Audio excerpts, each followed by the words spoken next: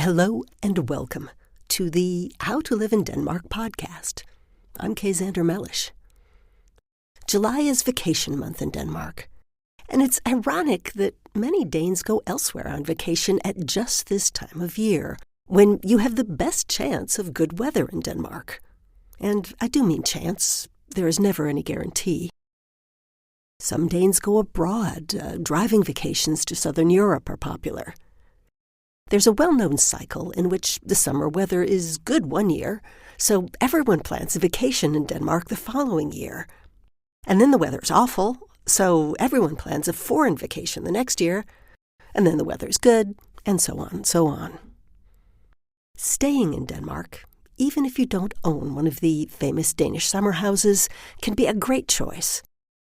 There's a surprising amount of nature to experience in this small, flat country that isn't as densely populated as the UK or the Netherlands or even Germany.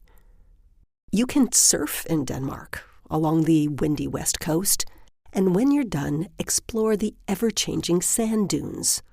Maybe visit the little lighthouse that is slowly being swallowed up by the sand. In Denmark, you can hike through ancient forests and even sleep there in some of the public forest shelters. These are big wooden boxes with one side entirely open, but they have a roof to protect you from the rain. You can walk through beautiful meadows filled with wildflowers and butterflies, watch whales along the coastline, tramp through marshes and see red foxes and white-tailed eagles, visit open grasslands with a few wild horses. You can enjoy almost any type of Nordic landscape, except mountains, because Denmark doesn't really have any.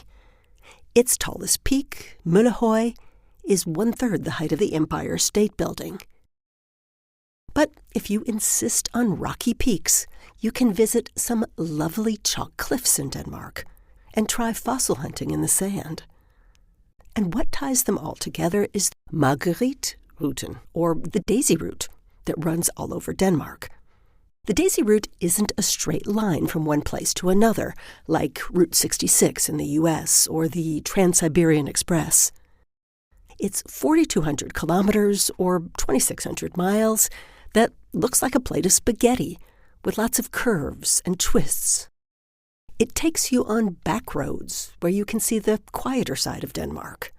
It never doubles back on itself, and with one significant exception, the Big Belt Bridge between Zealand and Fyn, it involves no highways. The Daisy Route is named after the former queen, Margrethe, who inaugurated it on her 50th birthday in 1991. Her nickname is Daisy. And the signs you will follow on the Daisy Route are brown squares with white daisies. The Daisy Route is a great way to enjoy Danish nature, although, unfortunately, it works best with a car. One of Denmark's little secrets is that despite all the tourism pictures of healthy Danes riding bicycles, the bicycle infrastructure is best in the big cities. Many of the roads in the countryside don't have a bike lane, and you probably don't want to be on a lonely country road on your bike with a cement mixer truck behind you. Outside of those big cities, most Danes do own cars, even though they're very expensive and parking enforcement is draconian.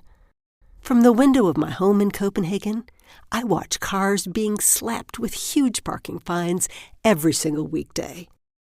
You might say, well, what about mass transit? Can you enjoy the Daisy Route using trains and buses? You can indeed, if you want to see some of the major cultural spots on the route. For example, the Jelling stone, the giant carved stone that is Denmark's founding document, kind of its Magna Carta, or Declaration of Independence. Put up by King Harald Bluetooth in the year 965, it marks Denmark's transition to the centralized monarchy it still has today. And yes, Bluetooth on your phone is named after King Harald Bluetooth. Anyway, the Jelling stone is very easy to reach by train.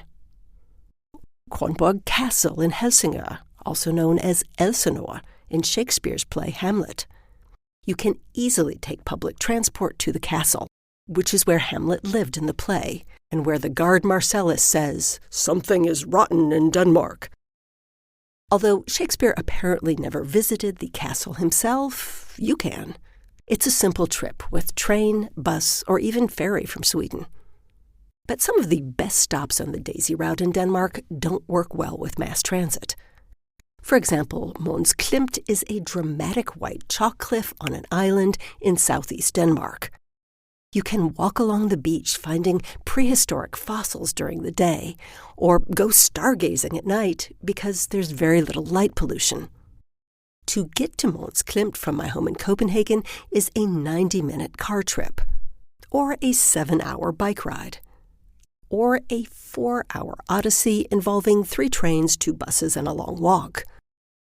So it can be done without a car, but it may take away some of your vacation chill. And vacation chill is what July in Denmark is all about. Many companies in Denmark shut down for the last 2 weeks of July and sometimes the first week of August. Restaurants and shops are closed. Many church services are suspended. Even my local ice cream shop in Copenhagen closes down, although I'm sure the ones in tourist locations are open and very busy. You may get to enjoy this in glorious summer sunshine. And on a sunny day, there is no country as pretty as Denmark. Or you could experience it in cold, pelting rain, possibly on the same day. Danish summer weather has no guarantees.